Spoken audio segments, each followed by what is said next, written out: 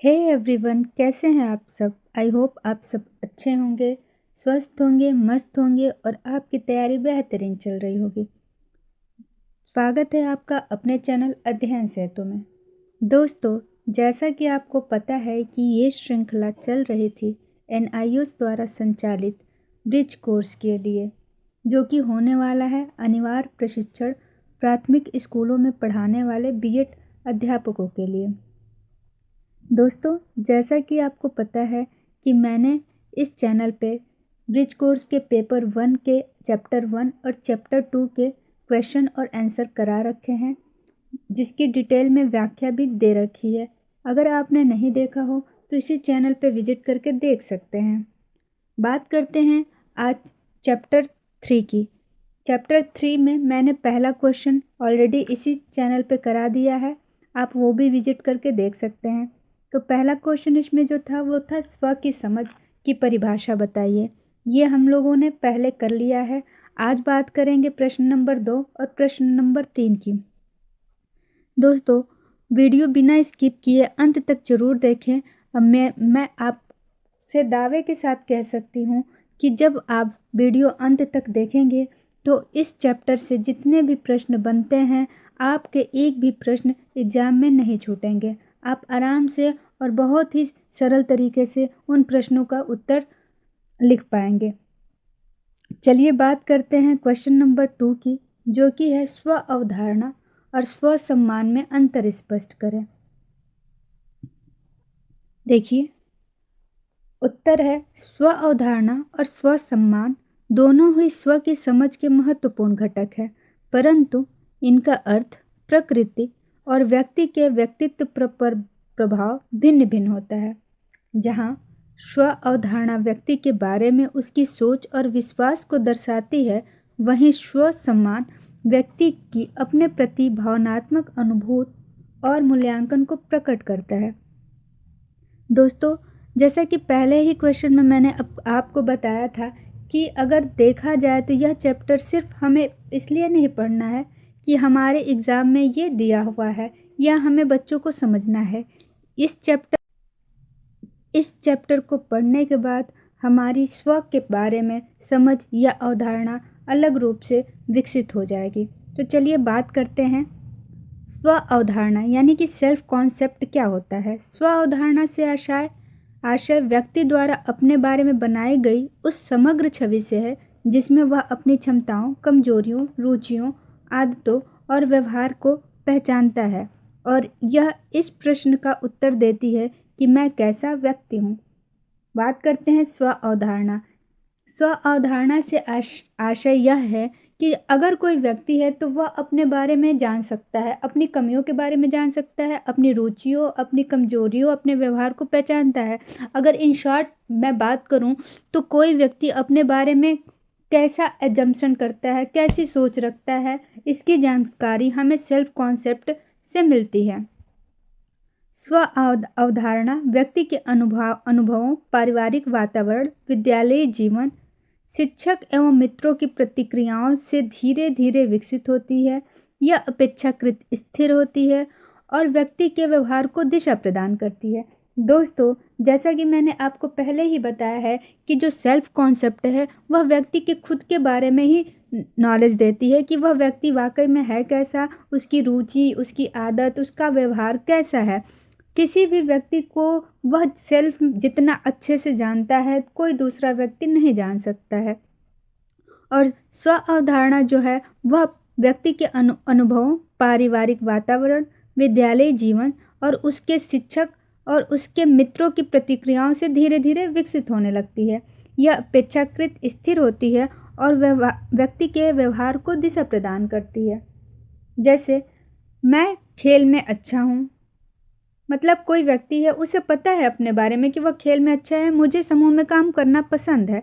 यानी कि जितनी भी चीज़ें वह अपने बारे में जानता है वह सबसे अच्छे तरीके से उसको डिस्क्राइब कर सकता है। उसे किसी भी व्यक्ति की ज़रूरत नहीं है यह बताने के लिए कि मैं कैसा हूँ। वह अपने बारे में, जब सेल्फ कॉन्सेप्ट की बात की जाए तो वहाँ जो व्यक्ति है या जो बच्चा है वो सेंटर में होता है और उसको अपने बारे में सबसे बेहतरीन नॉलेज होती है। वह व्यक्ति जानता है कि वह खेल में अच्छा है। अगर वह पढ़ाई में कमज़ोर है तो वह भी ये बात भी उस बच्चे को पता है कि मैं पढ़ाई में अच्छा नहीं हूँ लेकिन मैं खेल में बहुत अच्छा हूँ, मुझे कोई काम समूह में करना पसंद है। यानी कि उस बच्चे के अंदर ग्रुप की भावना जो है वो बहुत ज़्यादा है। अब बात करते हैं स्वसम्मान यानी कि सेल्फ एस्टीम क्या होता है। सम्मान से तात्पर्य व्यक्ति के अपने प्रति मूल्य, सम्मान और आत्मस्वीकृति की भावना से है। यह इस प्रश्न का उत्तर देता है कि मैं अपने बारे में कैसा महसूस करता हूँ। देखिए, सेल्फ एस्टीम जो होता है उसमें व्यक्ति अपने मूल्यों के बारे में, अपनी आत्मस्वीकृति, अपने सम्मान के बारे में बात करता है। वह किसी व्यक्ति की तरफ देखता हुआ और सोचता हुआ यह सोचता है कि यह व्यक्ति मेरे प्रति कैसा व्यवहार रखेगा या मैं खुद के बारे में कैसा महसूस करता हूँ। स्वसम्मान व्यक्ति की सफलता, असफलता, प्रशंसा, आलोचना और सामाजिक स्वीकृति से प्रभावित होती है। जाहिर सी बात है कि जब बच्चा खेल रहा है या जब बच्चा पढ़ने बैठा है और उसके दोस्त साथी यही कहते हैं कि तुम यह काम नहीं कर पाओगे, तो कहीं ना कहीं वो बच्चे को प्रभावित करेगा। या किसी बच्चे ने बहुत अच्छी ड्राइंग बनाई और उसके शिक्षक ने उसकी प्रशंसा कर दी कि तुमने आज बहुत अच्छी ड्राइंग बनाई है, तो वह बच्चा खुश हो जाता है। अगर बच्चा पढ़ रहा है और टेस्ट में अच्छे नंबर लेके आ रहा है तो उनके माता पिता ने उसकी तारीफ़ कर दी कि बहुत अच्छी बात है, बहुत अच्छा, तो बच्चा खुश होता है। अगर बच्चे का कम नंबर आता है या कहीं किसी परीक्षा में असफल होता है तो फिर माता पिता या शिक्षक द्वारा दी गई जो भी चीज़ें होती हैं या जो भी उनके बारे में बताया गया कमेंट होता है उससे बच्चा कहीं ना कहीं प्रभावित होता है। तो यह व्यक्ति के आत्मविश्वास, प्रेरणा और मानसिक स्वास्थ्य को गहराई से प्रभावित करता है। यानी कि अगर कोई बच्चा है, अगर उसकी आलोचना कर दी गई और उसने उसको बहुत गहराई से ले लिया तो वो बहुत देर तक उसके बारे में सोचता रहता है। तो यह होता है सेल्फ एस्टीम यानी कि स्वसम्मान। उदाहरण, क्या मैं यह परीक्षा पास कर सकती हूँ? मैं खुद को योग्य समझता हूँ। यानी कि अगर कोई बच्चा अपने बारे में पूछता है कि क्या मैं यह परीक्षा पास कर सकती हूँ, यानी कि अपने मूल्यों का वह अपने मूल्यों को रेट कर रहा है कि क्या वह कर सकता है, कर सकती है, वो अपने आप को इस काम के लिए योग्य समझता है या समझती है। चलिए आइए देखते हैं, इस इमेज में समझते हैं कि आत्म अवधारणा बनाम आत्मसम्मान। आत्म अवधारणा को आप कैसे परिभाषित कर सकते हैं? वे विचार या विशेषताएं जो हमारे बारे में मानसिक छवि बनाती है कि हम कैसे हैं। आत्म अवधारणा की बात करते हैं कि ऐसी विशेषताएं जो हमारे बारे में मानसिक छवि बनाते हैं कि हम आखिर में हम कैसे हैं। हमारे में दिमाग में जो चीज़ें हमारे बारे में आती हैं वह आत्म अवधारणा के बारे में होती हैं। वहीं बात करते हैं आत्मसम्मान, तो हम इनमें से प्रत्येक विशेषता के बारे में जो आकलन करते हैं वह आत्मसम्मान होता है। इसमें आत्म अवधारणा की बात करें तो मूल्य संबंधी निर्णय नहीं लेता, यह वस्तुनिष्ठ जानकारी होती है, यह कुछ संज्ञानात्मक है, इसे शब्दों में वर्णित और व्यक्त किया जा सकता है। जबकि अगर आत्मसम्मान की बात की जाए तो यह इस बात पर निर्भर करता है कि हम खुद को कैसे आंकते हैं। यह एक व्यक्तिपरक राय है, यह कुछ भावनात्मक है, इसका शब्दों में सटीक अनुवाद संभव नहीं है, यह अधिक भावनात्मक और तर्कहीन है। चलिए देखते हैं कि सीखने में रुचि कैसी होती है। आत्मविश्वास और सक्रिय सहभागिता। शिक्षक यदि बच्चे की क्षमताओं को पहचाने और सराहें तो दोनों का स्वस्थ विकास संभव है। तो ये रहा प्रश्न नंबर 2, आत्मसम्मान और आत्म अवधारणा। उम्मीद है कि आप लोगों को यह समझ में आ गया होगा कि आत्मसम्मान और आत्म अवधारणा में क्या डिफरेंसेस हैं, और यहाँ से अगर कोई क्वेश्चन बनता है तो आप इसको कर लेंगे। प्रश्न संख्या 3 देखते हैं दोस्तों। प्रश्न संख्या 3 कहता है कि स्व की समझ का अधिगम पर क्या प्रभाव पड़ता है। आइए बात करते हैं उत्तर की। तो स्व की समझ और अधिगम के बीच अत्यंत घनिष्ठ और परस्पर आश्रित संबंध है। स्व की समझ से तात्पर्य व्यक्ति द्वारा अपने बारे में बनाई गई वह धारणा है जिसके माध्यम से वह अपनी क्षमताओं, सीमाओं, भावनाओं और मूल्यों को पहचानता है। यही स्व समझ अधिगम की दिशा, गति और गुणवत्ता को निर्धारित करती है। दोस्तों, जैसा कि क्वेश्चन नंबर 1 से ही मैं आपको बताती आ रही हूँ कि जो स्व है वह व्यक्ति के अपने बारे में या बच्चे के अपने बारे में बनाई गई धारणा है। वह अपनी कमियों को, सीमाओं को, अनुभवों को और मूल्यों को कैसे पहचानता है और कैसे उसकी जानकारी अपने आप तक पहुंचाता है कि वह किस कार्य को करने में सक्षम है, उसकी सीमाएं क्या हैं, उसकी भावनाएं क्या हैं। यह सारी चीज़ें वह अपने बारे में जानता है और ये जो समझ है उसकी अधिगम को दिशा प्रदान करती है और उसकी गति और गुणवत्ता को निर्धारित करती है। आगे देखिए, स्व की समझ का अधिगम पर क्या प्रभाव है। यानी कि अगर एक व्यक्ति अपने बारे में सब कुछ जानता है तो उस जानकारी का उसके पर्टिकुलर लर्निंग पे क्या इफ़ेक्ट पड़ेगा, क्या उसका प्रभाव पड़ेगा, आइए देखते हैं। आत्मविश्वास और प्रेरणा। जिस बच्चे की स्व की समझ सकारात्मक होती है वह स्वयं को सक्षम मानता है। इससे उसमें सीखने की प्रेरणा, जिज्ञासा और आत्मविश्वास बढ़ता है जो अधिगम को प्रभावी बनाता है। दोस्तों, जैसा कि आप सभी जानते हैं कि अगर किसी भी व्यक्ति में आत्मविश्वास या प्रेरणा उसके अंदर रहेगी तो वह अपने आप को हमेशा पॉजिटिव रखेगा, वह अपने आप को सक्षम समझेगा और जो कार्य वो नहीं भी कर सकता है उस कार्य को करने के लिए वो इंटरनली मोटिवेट करता है खुद को बच्चा कि मैं वह काम कर सकता हूँ, मेरे अंदर इस काम करने, इस चीज़ को जानने की जिज्ञासा है। उसका आत्मविश्वास बड़ा होता है जो कि अधिगम को बहुत ही ज़्यादा प्रभावी करता है। दूसरा है लक्ष्य निर्धारण और प्रयास।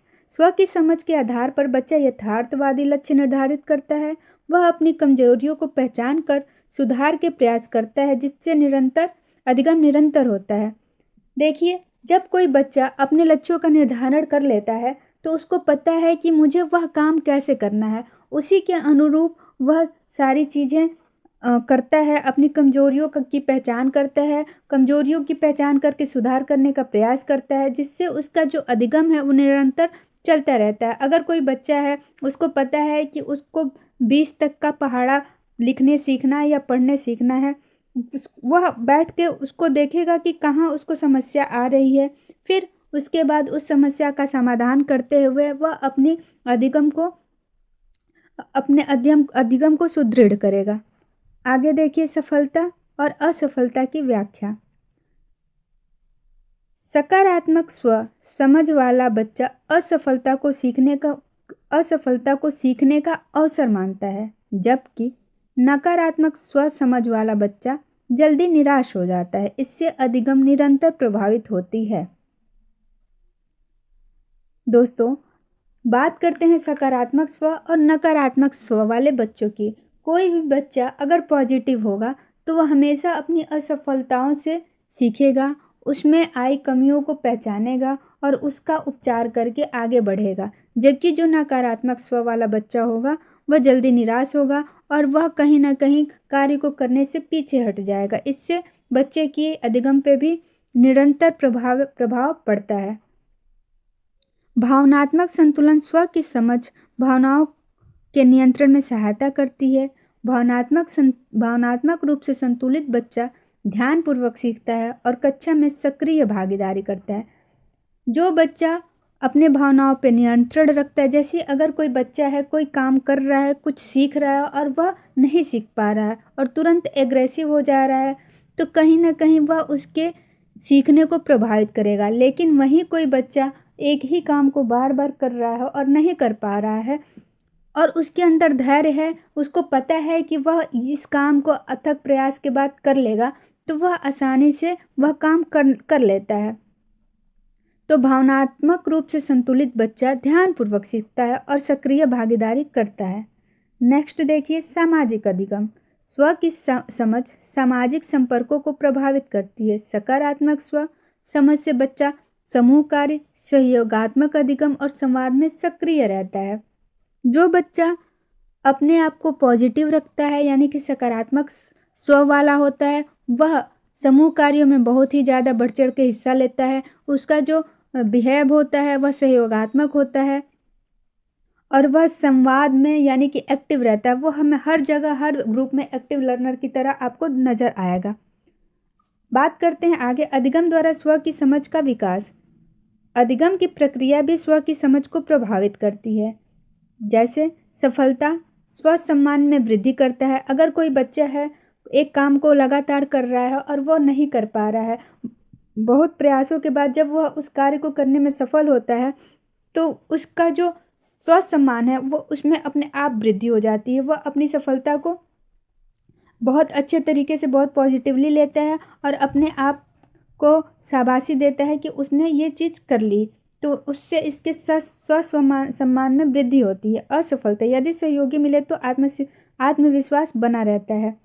बात करते हैं दोस्तों, अगर आपके कक्षा में एक बच्चा है और वह हर काम में बार बार असफल होता है और आप एक मार्गदर्शक के रूप में हमेशा उसका सहयोग करते हैं, उसके आत्मविश्वास को बढ़ाते हैं कि कोई बात नहीं, तुमने बहुत अच्छा प्रयास किया, अगली बार जब तुम करोगे तो इससे बेहतर करोगे और तुम्हें सफलता ज़रूर मिलेगी।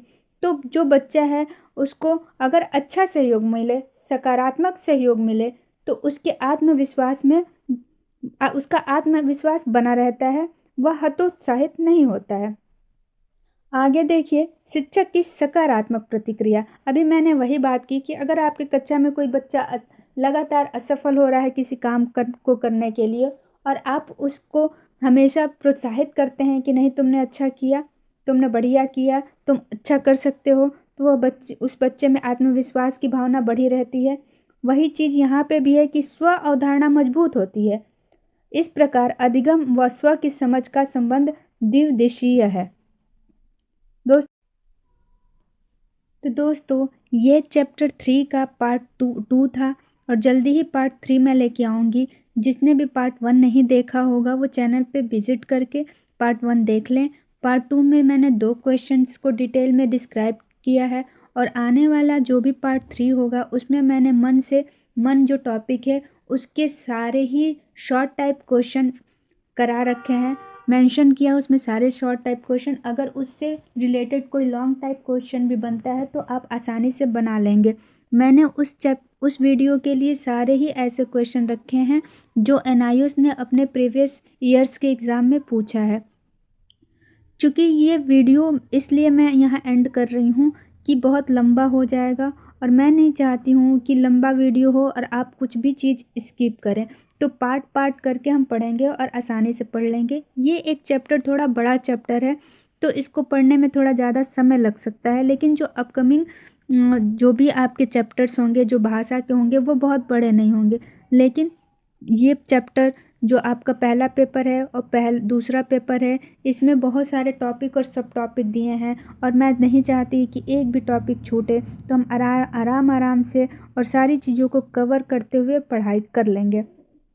दोस्तों जिन्होंने चैनल सब्सक्राइब नहीं किया है वो चैनल सब्सक्राइब कर लें, अपने दोस्तों को शेयर कर दें, वीडियो ज़रूर लाइक किया करें। आपका लाइक मुझे मोटिवेट करता है कि मैं ऐसे ही वीडियो बनाती रहूं। तो मिलते हैं नेक्स्ट वीडियो में, तब तक के लिए tata bye bye, thank you for watching.